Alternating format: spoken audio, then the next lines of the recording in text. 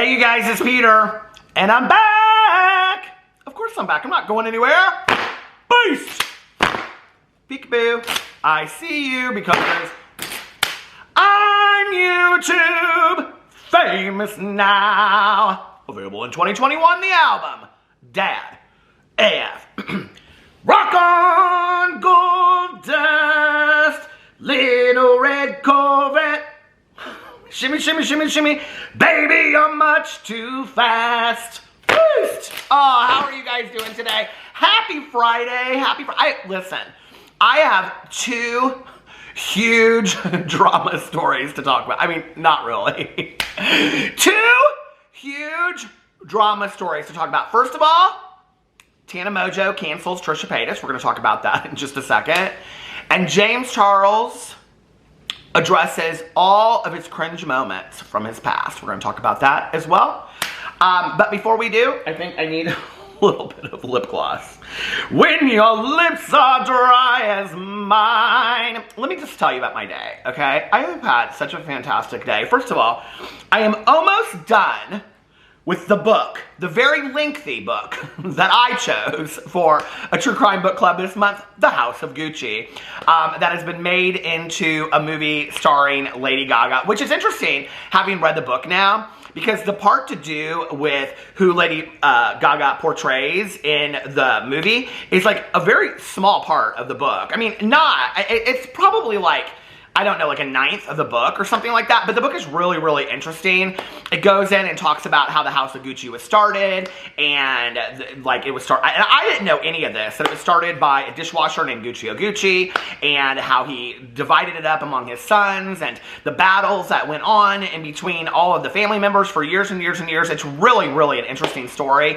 I honestly didn't think that I would like it, and I ended up kind of like falling in love with the story of it. So anyway, I've been listening to that today, but I went to the Dollar Tree for my Peter Does Stuff channel. I just want to say thank you to everybody that has been coming over there and watching my videos over there. Yesterday I posted a 1.5-minute video of a bunny in our backyard, and the comments were just so nice on there. And I don't know, I've been going around, I've been doing TikTok food hacks in the past, you know, and now I've been going to stores and showing you guys around stores that we have here in Indianapolis, like Aldi and the grocery store. And then I went to Five Below earlier this week, and then I went to the Dollar Tree today, and I just am having so much fun doing that, and people are responding to it really positively. So thank you guys for, I just love that channel. I'm having so much fun over there, just getting up and being like, okay, this is what I'm going to do for today on that channel. And so anyway, while I was at the Dollar Tree, I bought some hot apple cider, and I reviewed it today on my review channel. So it's been kind of like this day of the Dollar Tree, so to speak. But anyway, all right, let's get into today's big drama stories. Big, huge, huge. Okay, imagine. No, imagine, serious moment here now, okay? Scary, dark night in October. Halloween is right around the corner. James Charles is in his mansion, getting ready to get into his Tesla that he can't stand to drive. Where is he going? An escape room. He's done every escape room in Los Angeles except for one.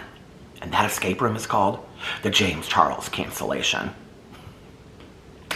He goes to the James Charles Cancellation escape room. I can't even keep this straight. And the first thing he sees when he gets there is a clue. Shane Dawson's comeback. What do you do? He sits there for a moment and he thinks, I have to cause my own drama. I have to be relevant as well. I will put out a video responding to my most cringeworthy moments. And that is the video that he put out today. Oh my God, why did I waste my time with this video? You know, it kind of is really sad, honestly, because it's, at this point, it's like James Charles is grasping at straws to do whatever he possibly can to remain relevant. And, you know, when you look at his career, I mean, he still has a mass amount of subscribers, okay? He still has a mass following on Instagram. But I just don't really think that many people are interested in him anymore. You know, just because he still has subscribers doesn't mean anybody's watching the videos, because they're not. I mean, he's hardly getting any views in these videos, right?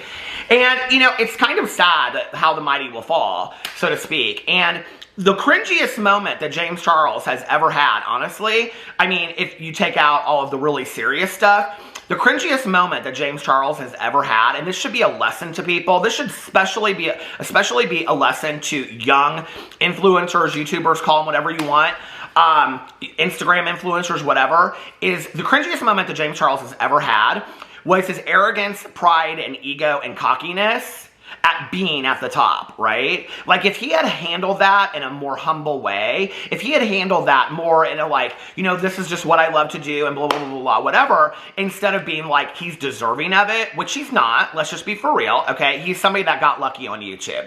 It was timing, it was his age, it was that ring light, it was CoverGirl, it was the Ellen Show, it was all of that combined together that got him where he is today. Not to mention that his following is very, very young. Well, that following has aged out, and I don't believe that James Charles is getting a whole new recruitment of the younger generation. I think they're bored of James at this point.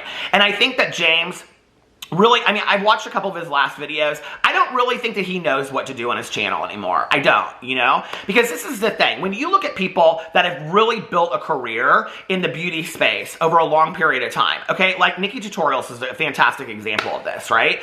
Like, she has built a space on her YouTube channel. So, and Tati is actually another good example of this, even though Tati's not getting the views that she used to, because I think the drama has affected her so negatively. But, like, let's look at Nikki Tutorials, right? Like, Nikki Tutorials built a strong fan base based on doing tutorials, reviews, looks, things like that, right? That's what people expect from her.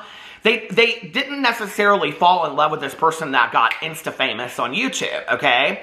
So now you have James Charles, who, yes, he's talented, but he's not, you know, trained to be a makeup artist. You know, he hasn't really kept up with the trends. You know, and it was interesting watching this video because really what it is him responding to several of these cringe moments that people have made kind of videos about or TikToks or whatever. And, like, he would say on there, like, he would make excuses because he was like, I do feel like I need to give more context to what happened. And so he would explain it. Like, for example, there was a video that he did with Maddie and Mackenzie Ziegler, okay? And in the video, somebody had taken pieces of it out and cut it to make it look like he said something to Mackenzie that he didn't, right? So he goes in and he explains it, right? And I understand that, but then he says it ended up being a viral TikTok, so, you know, whatever. And it's always about that. Like, it went viral, it went this. He is so consumed with the numbers that he's still, I mean, and you have to remember, it's just been 2 or 3 months since James was complaining about the algorithm on Instagram. I don't really think that James Charles has realized yet that his day in the sun is over. I don't think he really has gotten it yet. I really think, because he's still doing very well, that he has seen this decline. Like, it would be very smart for him to, I mean, he came out today with new merch. It's these, like, jackets. They're cute. It's called the Cafe Collection because each color is, like, a different coffee or whatever. It's cute, right? But he would be smart to sit down and say, okay, I'm 22, 23, what is he, 23 now? I don't know. I'm going to be 23. Where do I see myself at 30? Because his career, at where he's at right now, doing these kind of videos, is not sustainable to 30, okay? He's already done all this celebrity videos. Nobody's going to want to work with him anymore. So he's not, those celebrity videos are done, okay? And he's not going to get tons of brand deals. You know, Morphe's, his stuff is marked down. I just did a Ulta, what do you call it? I just did an Ulta show on my Come shopping with me at Ulta on my Peter Does Stuff channel. His stuff is right in the front, you guys, marked 40% off. Like, they can't get rid of his stuff, okay? So Morphe's probably not going to do another palette with him. If he were to come out with a palette right now, it would be like the worst decision to make. His career is rapidly declining so quickly that for him to sit down really with a team, he always talks about having a team, and you always hear these people talking in the background, but it's all just a bunch of kids, okay? If he sat down with actually a team of creative visionary people that said, you want your career to be sustainable past 30, where do you see yourself what do you see yourself doing? And you need to start recreating that and reinventing yourself now, because this whole deal of you being this guy with all this kind of stuff, and it's just, you know, like, it's just not working anymore for him. The videos aren't getting the views, his pictures aren't getting the same amount of likes, he's not really doing, you know, sponsored content anymore, all that kind of stuff, you know? So, and I think that, you know, for him to come out and address these cringe moments, come out and really address some cringe moments. So he goes in there and he does all of these different moments, and it's like singing moments, him hitting this note, this high note, and then even then it's very cocky because he's like, here, I can show you, and he sings the note and it says unedited or something, and he hits the note, and I'm like, Who cares, James? Nobody cares, okay? Everybody cares about the fact that you said you were going to make all these changes and you haven't displayed that yet, right? And you're still the same James that people saw 2 years ago. That's what it is. And people are tired of him, you know? Had I said 3 years ago, 2 years ago in a video that he was just like the whiny kid at the birthday party, but now when I say that in videos that he's got, like, he throws temper tantrums when he doesn't get his way. I mean, he just has no idea how to handle any of this. And I still think that it's his arrogance, ego, and pride that stands in the way from him actually hiring a team of people to come in and look at the brand that is James Charles and say, what do we do to take this to the next level? Hell, I just listened to a 16-hour book about the House of Gucci. They reinvented themselves so many times over and over and over again, and it was so interesting listening to it, you know? Because in the 80s, like the late 80s, when Louis Vuitton was coming up and Prada and, you know, Dolce & Gabbana and all these other brands, it was like the House of Gucci had like fallen, right? Like they were kind of considered almost discount at that point. So they had to figure out a way to reinvent themselves so that people would desire their things as luxury goods again. James Charles needs to sit down with people that have gone to school for this kind of stuff. They're in marketing. They understand creative ideas. They understand how to reinvent his image to do something that's going to make it exciting again, right? Like there's a whole part of this book where Tom Ford is hired in to do the fashion part of it because the guy that's in charge, Mauricio Gucci, isn't interested. I know you guys are like, this book has gotten to his head. It has. Because he's not interested in doing the fashion piece, so they bring Tom Ford in, you know? Look at Tom Ford today. Tom Ford, right? It's like James Charles is so arrogant, he's unwilling to do that. And quite frankly, a lot of these YouTubers are, you know?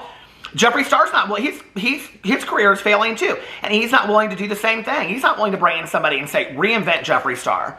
You know, reinvent James Charles. So I go in there and I watch this video.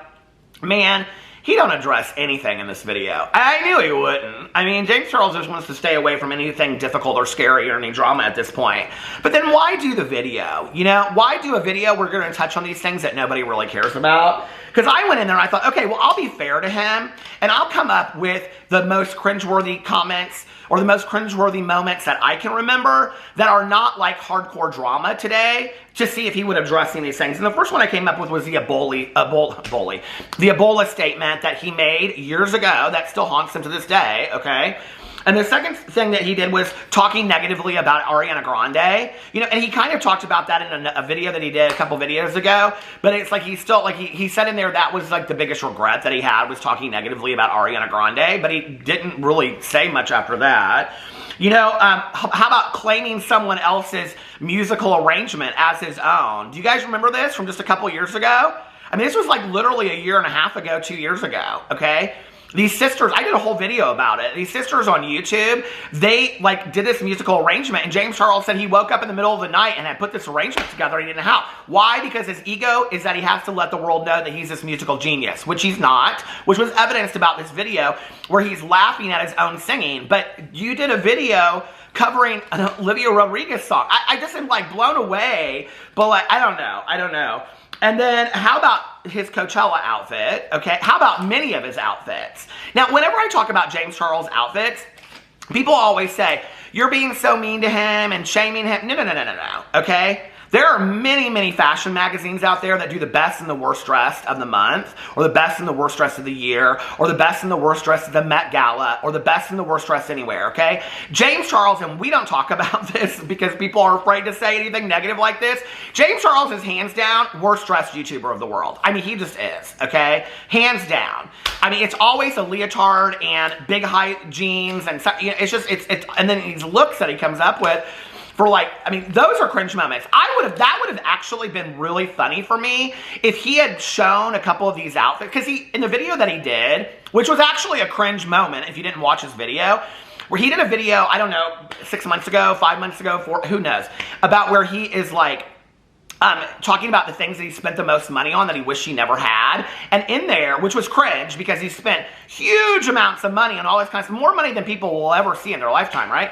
And he was talking about having these outfits designed for him. That would have been funny in this video if he would have shown, like, I don't know, when other people have made cringe videos of you and then you're reacting to their cringe videos, it seems very defensive. But if you get in a video and go, yeah, this outfit looked ridiculous, I probably shouldn't have worn it, and trust, I've worn many outfits in my life that I have looked back on, as I'm sure many of us have, okay, and been like, that was not the tea, okay? I should not have been wearing her on such and such day or ever, right? So, like, that would have been funny if he had done that, but he doesn't. He doesn't address any of the serious stuff either. So, you know, it's just like, it's whatever, okay? So there's James Charles addressing, I don't know, I don't know, like, you know, what I would tell James Charles to get him relevant again. You know, enough time has gone by that he's obviously not really therapeutically working on himself enough or whatever. I really do believe that, you know, I think a heartfelt video from James Charles really talking to his audience about all of this stuff and whether it was true or whether it wasn't true, that he feels like he's let them down to some degree, and just done like a really heartfelt video with them or to them and talking to them, and then doing other, I mean, these kind of videos anymore, these kind of like cutesy videos of me reacting and responding to this kind of stuff, I don't think people love those videos from the beauty influencers anymore. I don't. You know, and James Charles is getting to the age where the people that started following him at the beginning are now like in college or aging out. And I don't think they care enough about that. Like, he either needs to really stick to the makeup stuff, or he really needs to show lifestyle stuff of like what his life looks like. I honestly don't think that like a vlog channel from James Charles, now watch, I'll say this, and next week he'll announce a vlog channel. I honestly don't think, because all of these influencers, whether they want you to or not, they watch the drama videos, period, end of story.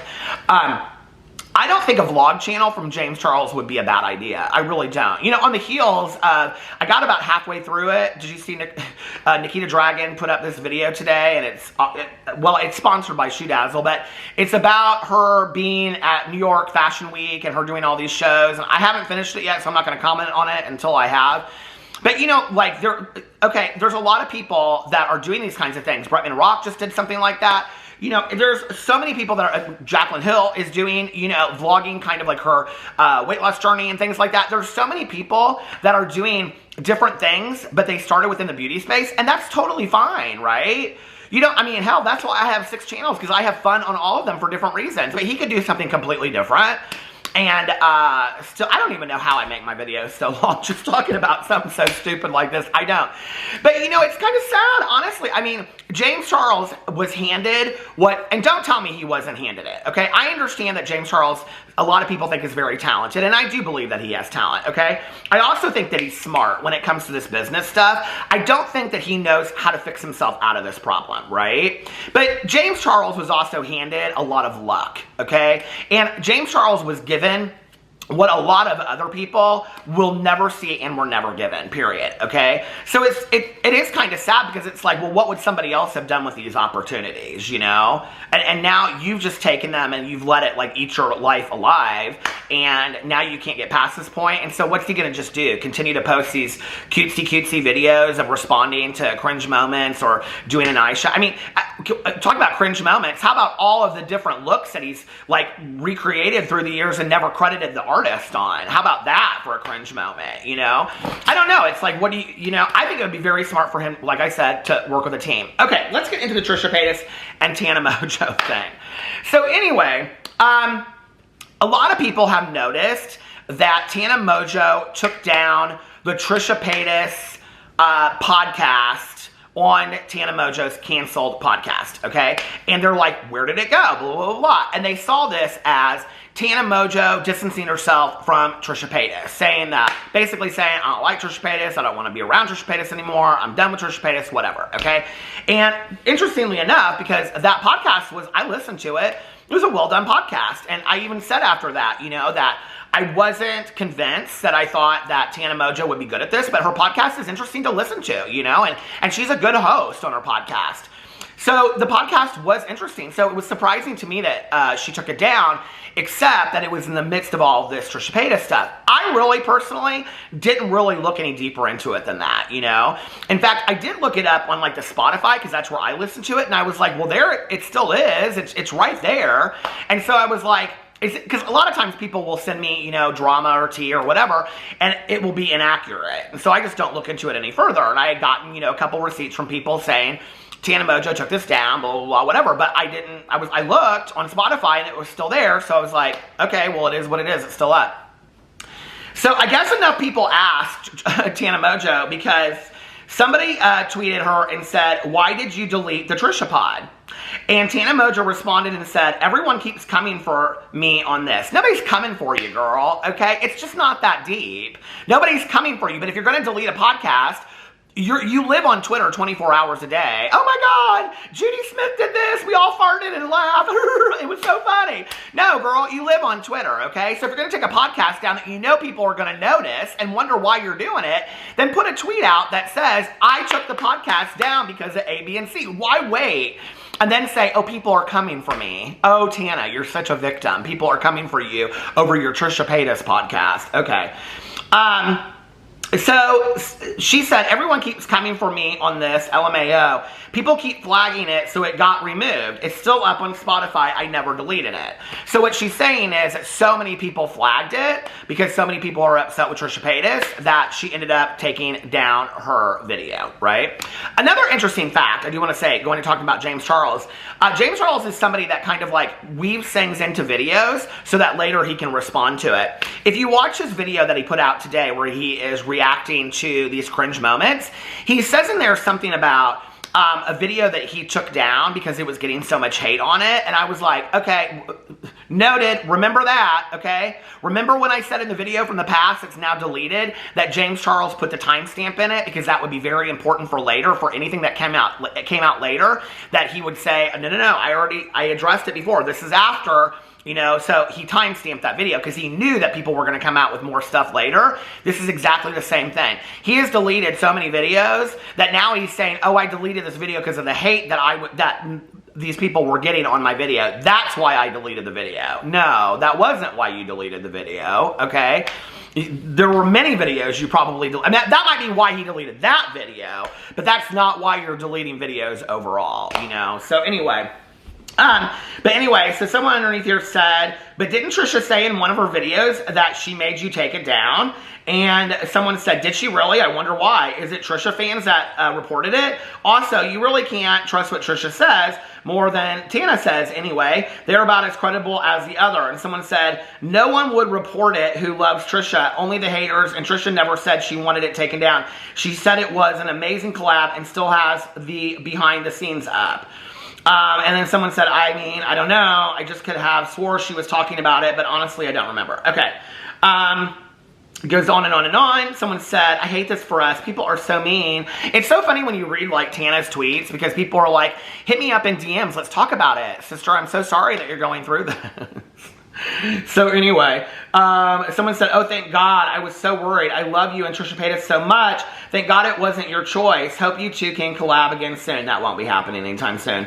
I mean, Tana kept it up on Spotify, and I'm sure she has no issues with Trisha Paytas, but Tana Mojo is also not going to invite any negative drama. When she's posting pictures of her being with Paris Hilton today, and that her 13-year-old self never could imagine that happened. She shows right here, 12-year-old me would never have thought she'd be my favorite person, and she posted a picture of her and Paris Hilton. Okay, I mean, Tana Mojo is in a world of her own with supermodels and things like that. She's not messing with Trisha Paytas. She's just not, okay? So, her and Trisha Paytas won't be doing any OnlyFans collabs or any of that kind of stuff in the near future like they fed out in the podcast. I'm pretty sure of that. I could be wrong, but I just don't think that's going to happen.